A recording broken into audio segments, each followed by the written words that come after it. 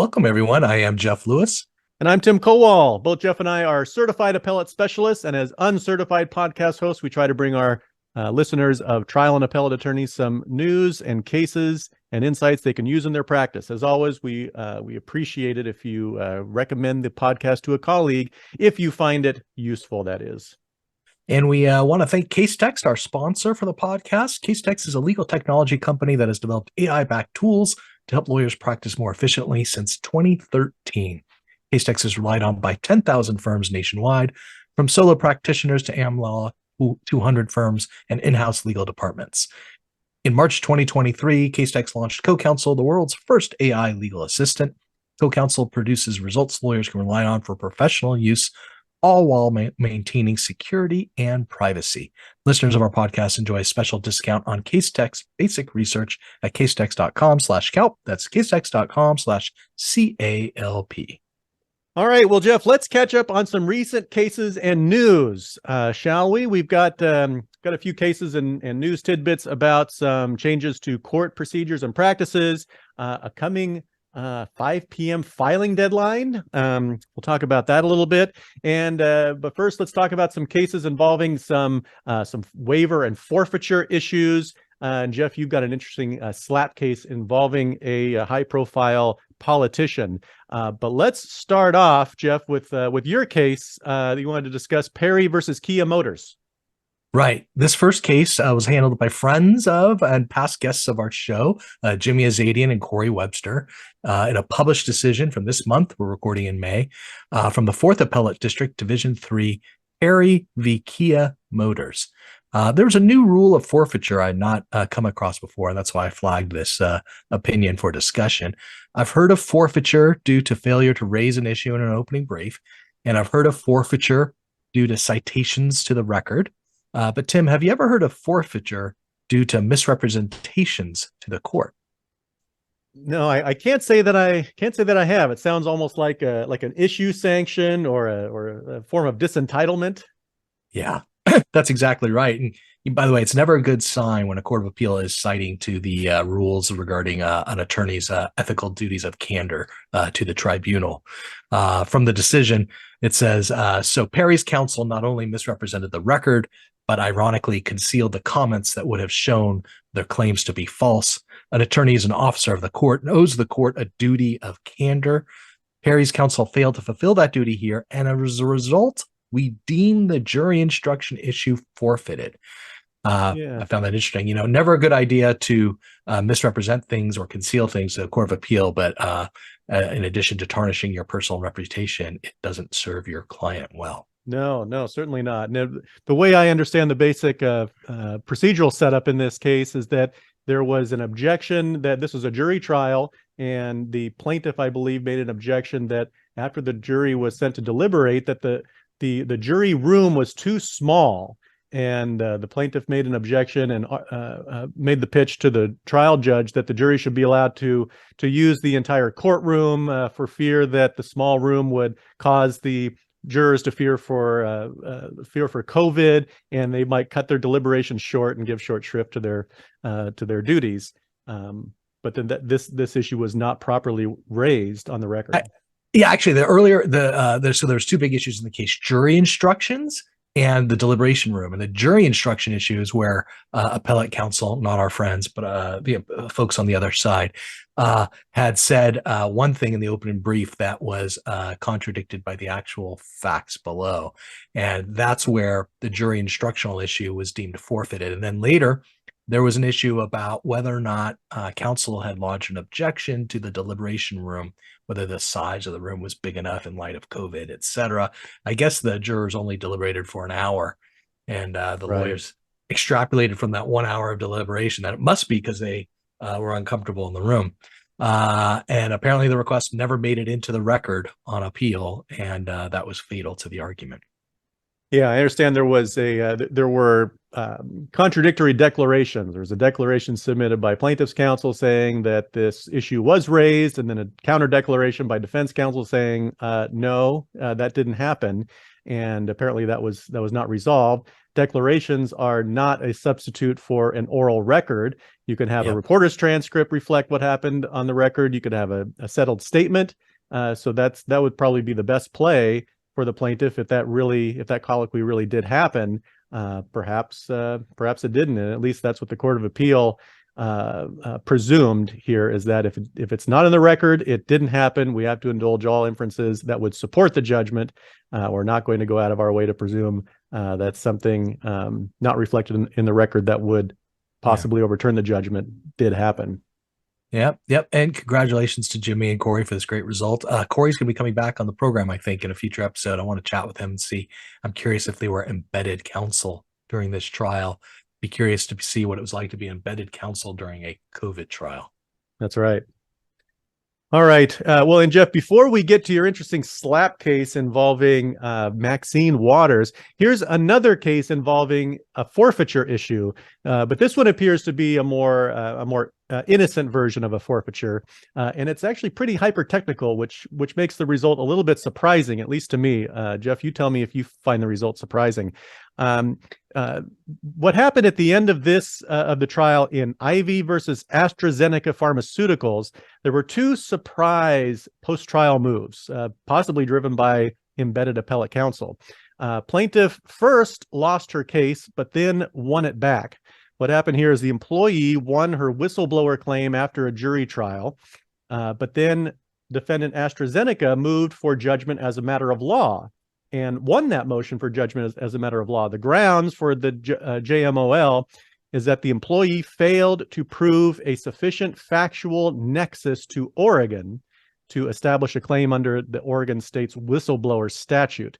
So that was the tough break for the employee, found that the judge had agreed that she didn't sufficiently establish as a factual matter her Oregon nexus to the whistleblower claim. But on appeal, the employee argued that AstraZeneca never raised this Oregon nexus argument in the parties' joint pretrial order. That's the order that the parties get together and stipulate, and they lay out all of the claims that are going to be tried, all of the defenses that are going to be tried, and those are deemed to amend the pleading. So if they're not in there, then they are deemed forfeited. So AstraZeneca forfeited that argument. AstraZeneca argued that the district court, which had granted their motion, obviously did not believe that the defense had been forfeited. AstraZeneca argued that the district court had granted its motion for a judgment as a matter of law, and in doing so impliedly amended the pretrial order and thus included the defense. But the Ninth Circuit said, no, that doesn't work.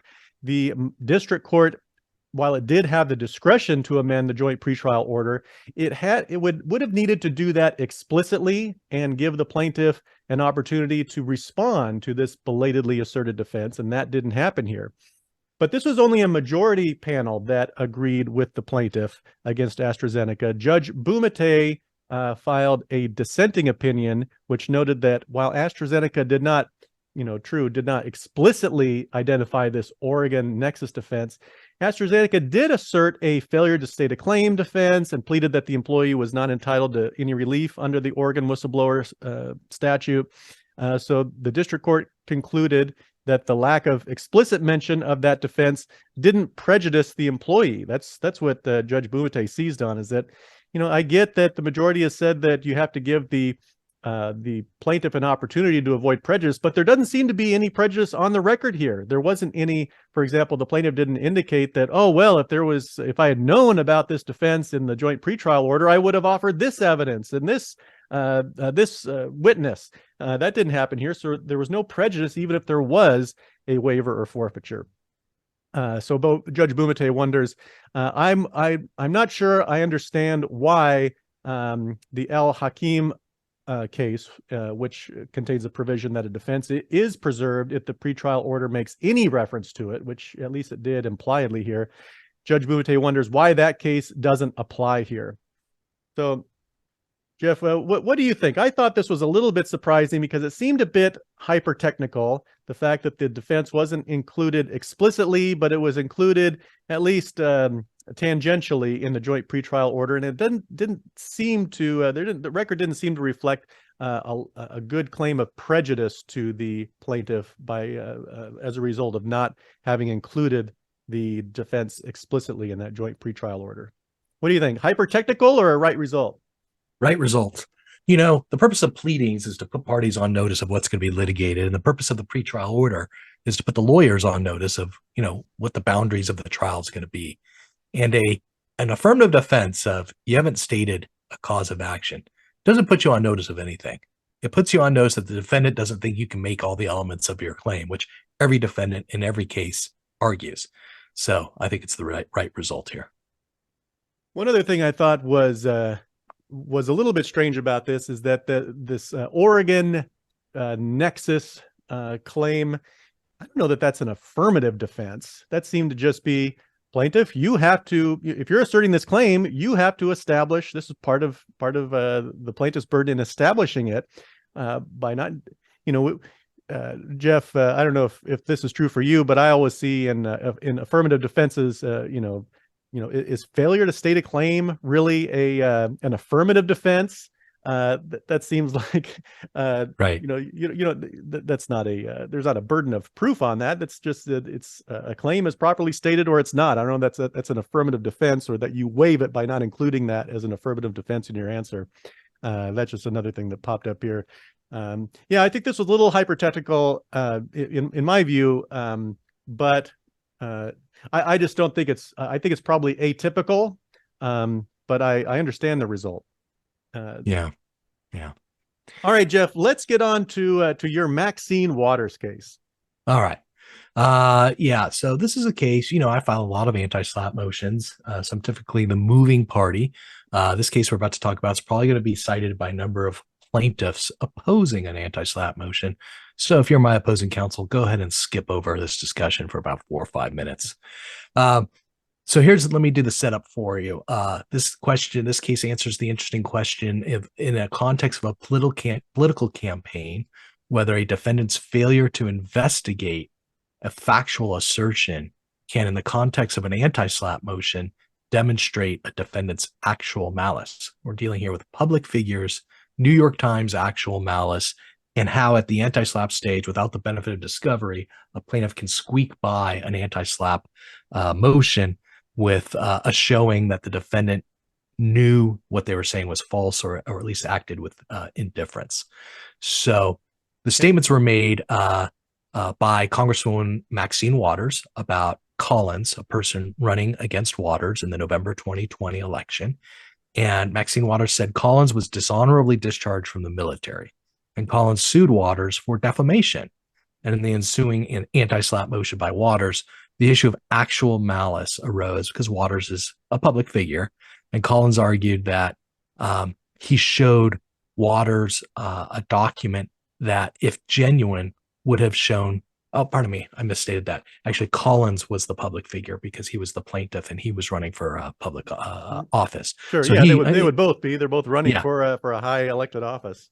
Right. And Collins argued that he showed Waters a document that, if it was genuine, before the lawsuit was ever filed, he showed Waters this document. If it was genuine, it would have shown he was honorably discharged, and that Waters, by failing to do any follow-up investigation or failing to declare in this anti-SLAPP motion that she had done any follow-up investigation, shedding doubt on this document.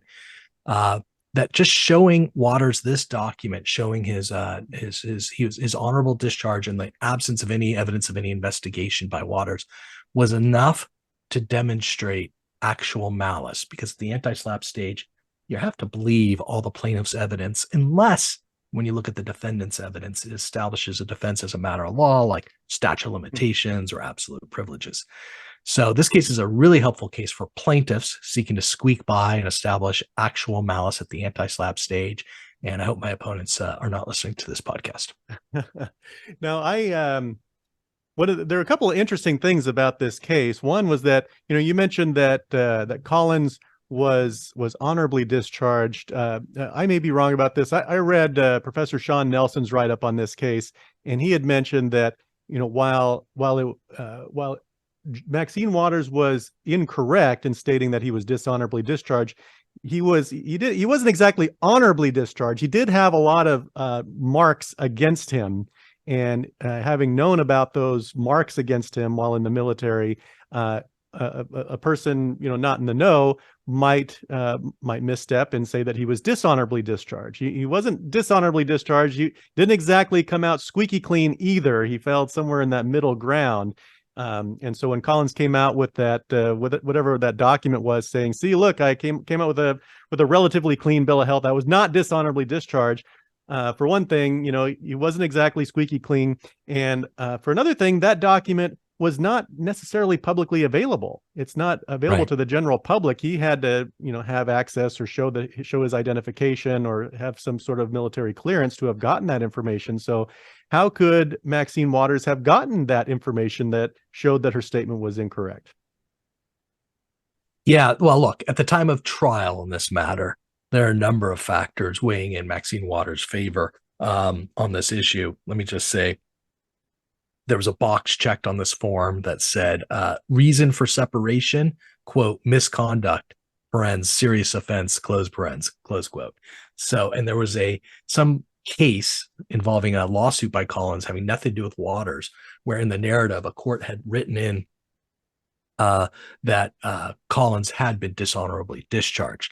So Waters wasn't just making things up. On the other hand, perhaps Maxine Waters' lawyers did a disservice by leaving a vacuum in terms of what Maxine Waters did after being confronted with a scrap of paper to rely on and continuing to say that he was dishonorably discharged. That was really the turning point for the Court of Appeal. Did she make that statement repeatedly? Correct. Yeah. Yeah. That could make a difference then. Yeah. So look, there's lots of case law out there that says failing to investigate alone is normally not sufficient alone to establish actual malice. But there's enough wiggle room in those cases, and with the addition of this new Collins v. Waters case, to really help plaintiffs squeak by an anti-SLAPP motion where actual malice, public figures, and investigation is at issue. Mm-hmm.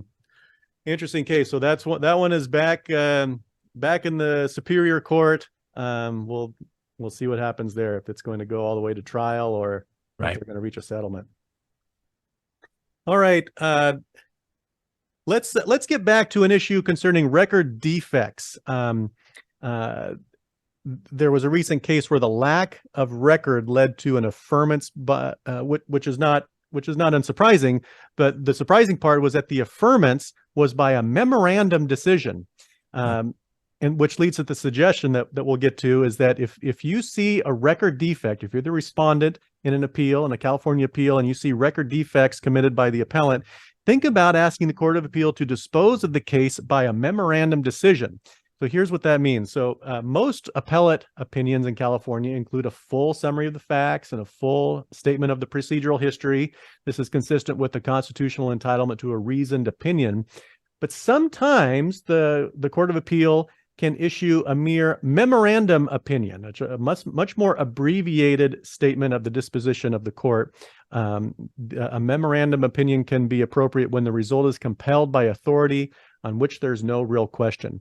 So here's what happened in Young versus Longstaff out of the 6th District Court of Appeal in California in May 2023. The court determined that the absence of an oral record supported an affirmance. Again, not surprising, but the affirmance was via memorandum opinion rather than the full legal essay. Plaintiff Young had challenged the application of the statute of limitations, but did not include an oral record of the trial, including 4 witnesses concerning Young's acknowledgement of the debt. This involved a repayment of a debt and the promise to pay it back. And that all that important evidence bore on the issue of when did the statute of limitations begin to run. In such a case, no further examination would be fruitful, the court held.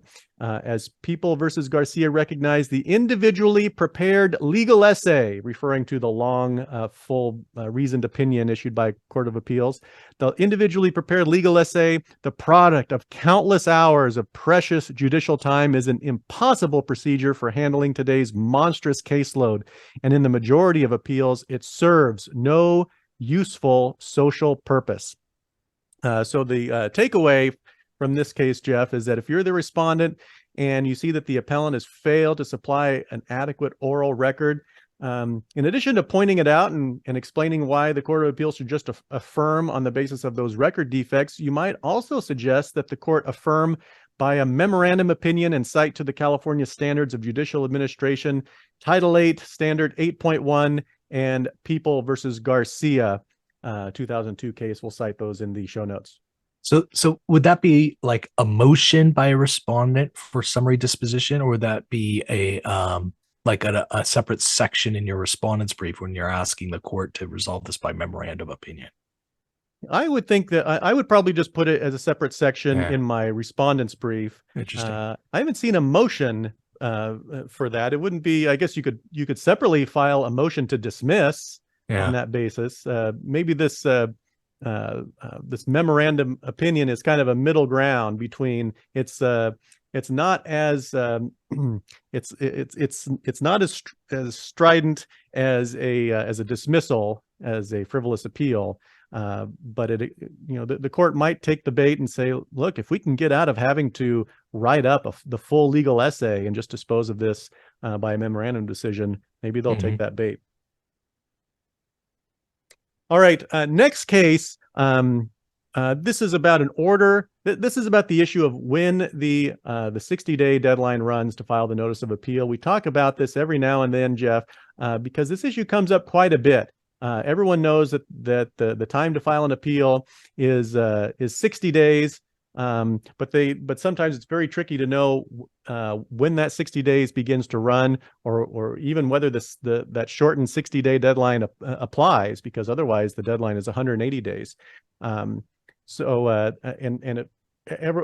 Jeff, everyone knows also that to look out for a notice of entry, because that's one of the types of documents that will trigger the 60-day deadline. But the other type of triggering document is a file stamp copy of the judgment or order showing the date that it was mailed, and that triggering document can be much more difficult to satisfy. So here's what happened in Construction Industry Force Account Council versus City of Huntington Beach, a May 2023 case. It's a non-published opinion. So what happened here is that the court ultimately agreed with the appellant that although a file-endorsed copy of the judgment was served, and although a certificate of mailing was also served, the two things were not in the same document. And so for that reason could not be combined to create the triggering document described under Rule 8.104. So the appeal in this case was timely. I've got a write-up of this case, so if listeners are interested in it, I'm probably not going to belabor our discussion today with this technical rule, but this I just wanted to lay this out there as an important issue to look for if you're when you're trying to figure out what the deadline is to file your notice of appeal, and it's based on when the triggering document is a file stamp copy of the order. I have seen multiple cases of this, Jeff, where the file stamp copy of the order does not show in the same document the date it was served, and so it doesn't satisfy that 60-day deadline. That's why it's always a lot easier if you're the winning party, just get out a notice of entry of judgment. That much more cleanly and unequivocally starts that 60-day period. Right. Okay. Next thing we want to talk about on today's show is a proposal, which is very likely in the wake of Tom Girardi's antics, a proposal to impose a mandatory duty on lawyers to report violations of the law committed by other lawyers, also known as the Snitch rule. I guess this is a rule that is very common in other jurisdictions, but California has for a long time resisted implementing any kind of rule imposing a mandatory duty to report on other lawyers. It's a departure, I guess, by California for the ABA rules. And the bottom line is this: once this rule gets implemented, and I think it's sitting before the California Supreme Court right now, we're going to have an obligation if we observe an act of crime, fraud, or misappropriation of funds. If that crime, fraud, or misappropriation raises an issue regarding an attorney's honesty, trustworthiness, or fitness as an attorney, you've got a duty to report it. And I got to tell you, in a vacuum, seems like a great idea. Why wouldn't we want crimes reported to the state bar? But in practice, I see in the context of anti-SLAPP motions a lot of misuse or misunderstanding of the term extortion in the context of settlement offers and where the line is between legal and illegal conduct. And I could see a lot of lawyers getting overly reported to the state bar because opponents in litigation think they've crossed the line on extortion. Yeah, I agree with you, Jeff, about extortion always seems like such a hazy area where it can be very easy to make an arguable case that that someone is engaging in extortion. Another thing that is a little bit scary about, well, here let me read just a couple things from this link that you sent me about the proposed rule. California is the only state that has yet to adopt some version of the ABA Model Rule 8.3, which establishes a duty to report misconduct that raises a substantial question as to the lawyer's honesty, trustworthiness, or fitness as a lawyer in other respects. You mentioned about snitching on potential criminal behavior or fraud, a mismanagement of trust funds. Those things seem pretty beyond the pale. We want other people looking out and making sure that that those things aren't happening. But then you get into that slightly broader area of any other thing that raises a substantial question as to lawyers' honesty, trustworthiness, or fitness as a lawyer in other respects. And I wonder how far that that concentric circle expands. Do social media posts bear on a or opinions about controversial topics bear on a lawyer's honesty, trustworthiness, or fitness? Yeah, I could I can absolutely see an overly broad construction of this mandatory duty, especially trial lawyers in the heat of battle. That's right. We'll see, and then maybe I'm sure that there will be a lot of frivolous complaints filed, and maybe those themselves will be subject to complaints that they raise a substantial question about the lawyer's honesty for filing frivolous ethical complaints. Yeah. By the way, I get asked a lot this question. Some free advice here. Can you sue for malicious prosecution when someone files a state bar complaint against you that's knowingly false? I don't know the answer to that. The answer is no, unless the state bar complaint results in actual charges being brought and you win, then you could file malicious prosecution action. Okay, so you have to beat it on the merits first, and you have to be charged. So there's no relief for somebody who's just got a frivolous complaint that never goes anywhere. If the state bar agrees it's frivolous, you go nowhere. Got it. All right. Okay. We're going to jump into some tidbits. But before we do, Tim, I have to tell you, we're going to, for the first time ever, issue a retraction on our podcast to avoid being sued for defamation. On a prior episode of our podcast, we had accused Fran Campbell of being a font monster by using not Century Schoolbook in her briefs, but Garamond. And she has since clarified that she is a font monster not for using Garamond, but for using Cochin, which I think is a made-up name of a font, but Cochin instead of a Century Schoolbook. So with that retraction in mind, I think the record's been cleared.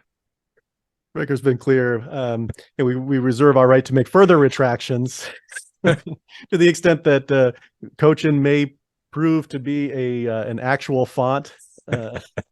Yeah, hopefully the makers of Cochin are not listening to this podcast, right, if it exists. All right, let's get to some tidbits here. First up, I just want to mention this comes up on a perennial basis, but here it comes up again. Senate Judiciary Committee Chairman Dick Durbin and a bipartisan group of senators has reintroduced legislation recently to allow live television coverage of U.S. Supreme Court proceedings. Guess we'll see what happens to that. Do we have? Does the podcast have an opinion on television coverage of U.S. Supreme Court proceedings? Absolutely. We should absolutely have it. I thought it was great during COVID when you could listen in on the audio. And I know there's always the argument that if you have TV or audio, that lawyers will grandstand and do things that they wouldn't otherwise do. But I think at that level, with the caliber of lawyers who make it that far to the U.S. Supreme Court, I think the risks of grandstanding are far outweighed by the informing of the public about what happens during a Supreme Court proceeding, what the body language is of the justices are during certain argument. Little sunlight never hurt anything. All right. Well, I'm going to have to register a dissenting opinion to that one. I think that that we're already too far down the road toward idiocracy, and that all of the clips it'll be diced up into clips of memes, and who knows what AI is going to allow people to do with the footage of Supreme Court justices and the advocates there.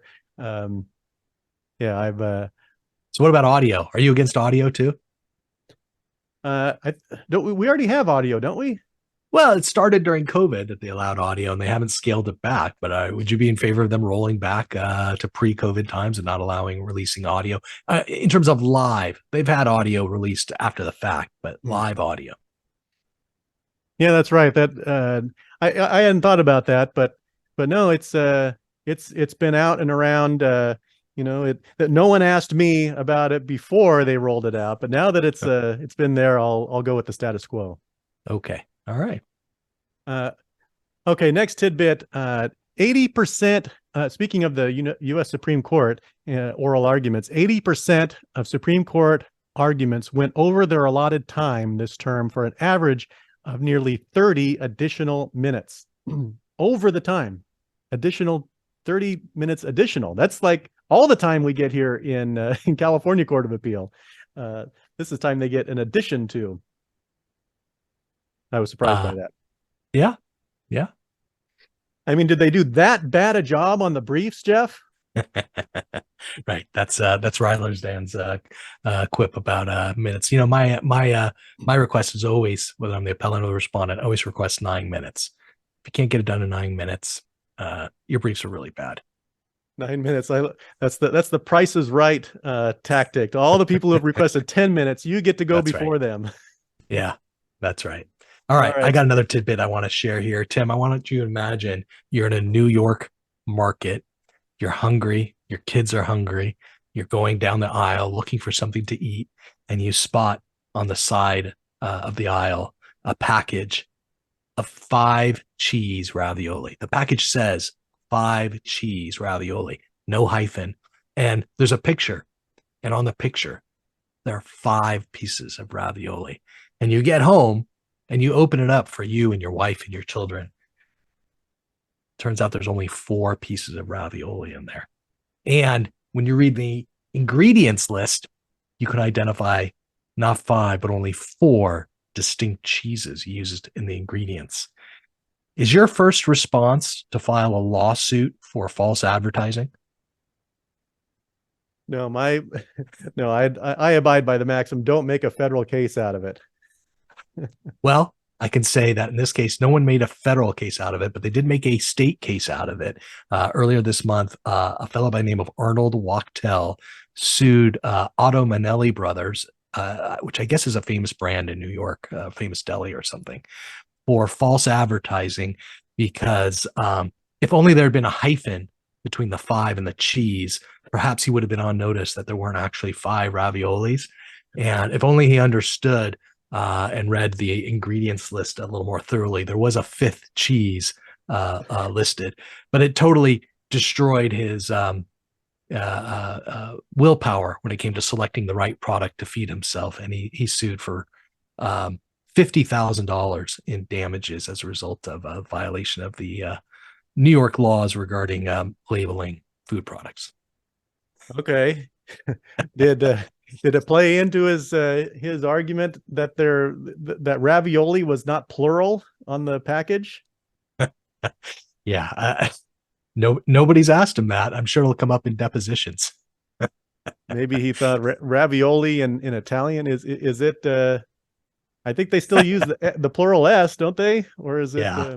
Let me say, these kinds of lawsuits, they can serve a public good. When someone has a nut allergy, and disclosing whether or not there's nuts in a product, or sugar issues, disclosing whether something has sugar or not. But this is just ridiculous, and dare I say cheesy. There's one down in Florida that was filed a few months ago that over the time to prepare microwave macaroni and cheese. The package said it's like 3.5 minute macaroni and cheese. Someone sued because it's true that the cooking time was 3.5 minutes, but there's more time to kind of open the package and to spoon it onto a plate. Some lawyer thought it'd be a good idea to file that lawsuit. And this is why lawyers have a bad name in our country. Yeah. Cooking time versus total preparation time. Yeah. We all got to come down, put our feet on the ground sometimes. Yeah. All right, a couple other quick stats here. Federal court stats are out. The median time for civil appeals in the Ninth Circuit is now 12.6 months. Not too bad. That's pretty good. I think that's pretty good. Another quick stat: California bar exam pass rate down to 32.5%. Yeah, and on a related note, did you see there was a story about California bar entertaining? I don't think it's yet formalized, but they're entertaining thoughts about loosening up the reciprocity arrangements with other states, so that if you pass a bar in another state, you could waive into California. I hadn't heard talk about that. There's the UBE that I believe that the California has not joined on to that, the universal bar exam. Right. Yeah. No, this would just be straight reciprocity. Cynics think that state bars looking to raise some funds, and by allowing admissions to increase to the state bar, they could raise more money. Well, I like the reciprocity rules. I know that we talk about some of the trouble we have with the quality of some of the practitioners in our state, but I don't know that making the bar exam harder or easier has made a lot of a difference on that. Yeah, no, I'm cool with it as long as they have an asterisk next to their name, like on pleadings and stuff. As long as they have an asterisk, I'm cool. Right. Okay. Here's another. This one I found shocking. Federal courts are now reported to be planning to wind down remote access as the U.S. COVID emergency ends. This is reported from Reuters. The remote access. The country's federal district courts have shift to allow phone and sometimes video access to hearings after the pandemic had shuttered courthouses in March 2020. Remote access to criminal proceedings that were authorized under COVID area legislation have ended already earlier this month in May, and it will end for other cases as well, start on September 21st, 2023. What do you think about that, Jeff? We've talked about on the podcast about how much good for efficiency these remote proceedings have done, but now they're going to end it in the federal courts. Yeah, in some cases, remote is the norm now. I had a case recently where I drove from lovely Palos Verdes to Van Nuys to make an appearance, and it was on a SLAPP matter, so I thought it was super important. And I show up. I was the only lawyer in the audience. Everybody else was on remote. The judge never took the bench, and the court's audio equipment wasn't working great, so the court couldn't hear me very well as I made my appearance. I think for non-evidentiary hearings in state courts, I think remote proceedings should last as long as they could. It's a real access to justice issue, and I think federal courts should follow suit. I do too. I exactly co-sign with that. Evidentiary proceedings and trials need to be in person, but everything else, I favor the remote access. I think that's going to be unfortunate in September when that ends in federal courts. Here's a bit of procedural news update from the U.S. Supreme Court. Recently, the unanimous decision in Dupree versus Younger decided that legal issues that were rejected at the summary judgment stage do not need to be reasserted after trial. There was a question whether under FRCP 50, that those legal issues needed to be raised again in a post-trial motion for judgment as a matter of law. The Court of Appeals said no. For pure issues of law, we do not need to burden the record and the resources of the district court by raising these pure legal issues again in just another Me Too motion, just for the sake of some, which would have been a pointlessly hyper-technical procedural rule.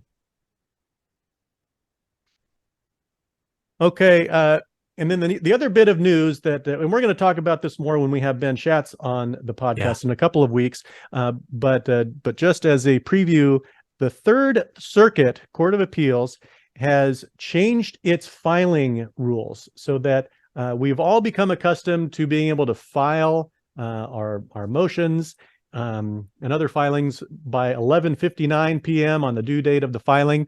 Third Circuit says no more. We're going to go back to the 5 p.m. rule. So your electronic filings need to be filed by 5 p.m. if you're in the Third Circuit. The rationale behind the rule is quality of life. They don't want people having to work late into the evenings to finish pleadings and filings. Just get them done by 5 p.m. and then go home and spend time with your family. So there's a nice benevolent rationale behind the rule, but we're all anxious to see how that pans out. Maybe we're just going to have to pull all-nighters the day before the filing. Yeah, that's ridiculous. I'm with the camp that judges and clerks are not sitting at their desks at 5:01, waiting, hoping, praying that my brief arrives on time. We're all professionals. We're all adults. We should be able to file it whenever we want up until midnight. If we want to stay up late and have our staff stay up late, we should be entitled to do that. All right. Let's do, I've got one other tidbit here, Jeff. I don't know about you, but to bookend the talk, we started with talking about televising U.S. Supreme Court arguments. Here's another tidbit about the state of civility by at least some of our fellow practitioners. Law 360 reports that an attorney who called judges scumbags and other slurs will face sanctions after the attorney filed a motion asking a Florida state appellate panel if those judges and the trial judge weren't the dumbest twits. He didn't say twits.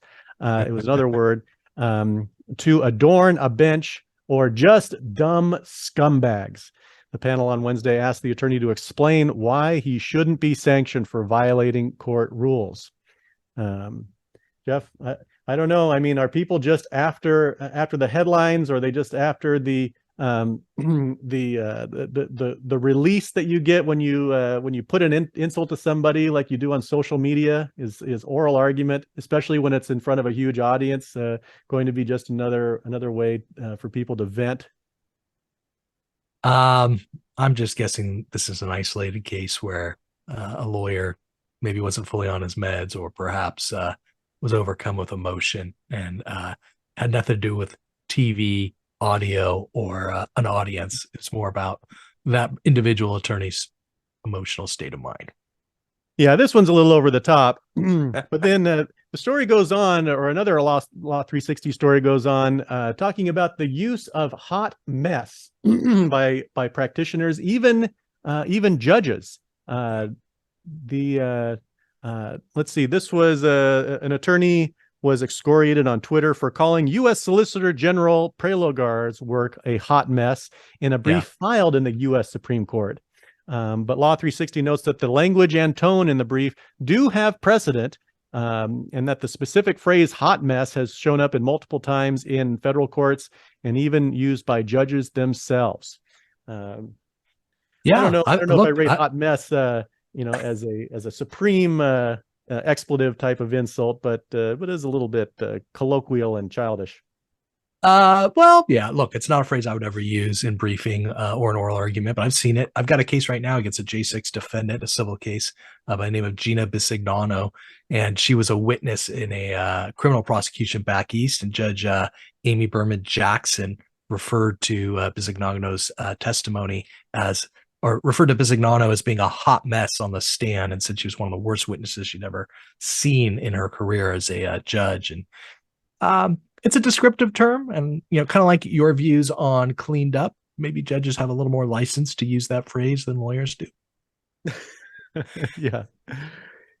Okay. So if you use cleaned up, then you're more likely to use hot mess. Is that what you're suggesting? The Venn diagram.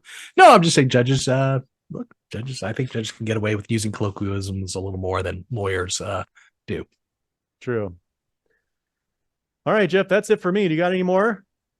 That's it. I'm out. All right, well then let's wrap up this episode. Let's thank our sponsor once more, Case Text, for sponsoring the podcast each week, especially on episodes like this, Jeff, when we talk about cases and news. We include links to the cases that we discuss using Case Text's daily updated database of case law, statutes, regulations, codes, and more. Listeners of the podcast enjoy a special discount on Case Text basic research at casetext.com/CALP. That's casetext.com/CALP. All right. And if you have suggestions for future episodes, please email us at info@calpodcast.com. Or if you have a 5-cheese ravioli you'd like us to sample, go ahead and ship that off to us. Or if you just want to tell us that our podcast is a hot mess. In our upcoming episodes, look for tips on how to lay the groundwork for an appeal when preparing for trial. All right. See you next time.